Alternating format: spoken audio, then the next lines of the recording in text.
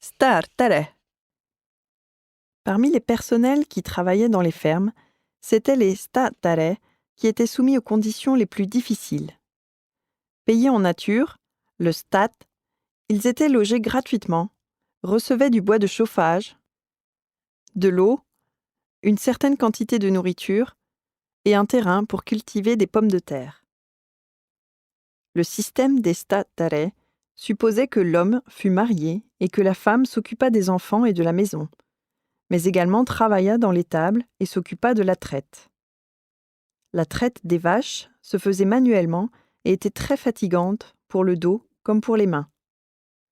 Les contrats des statare étaient renouvelables d'une année à l'autre et prenaient fin à l'automne.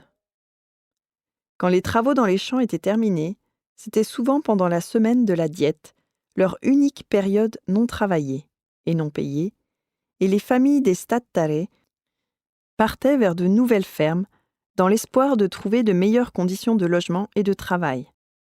Le système des statare fut entièrement supprimé en 1945 sur décision du Parlement. Dans les années 1920, se faire photographier était une occasion solennelle. Dans leurs plus beaux habits du dimanche, ces deux familles de statare posent devant la maison. Les deux familles ont probablement partagé le coût du photographe.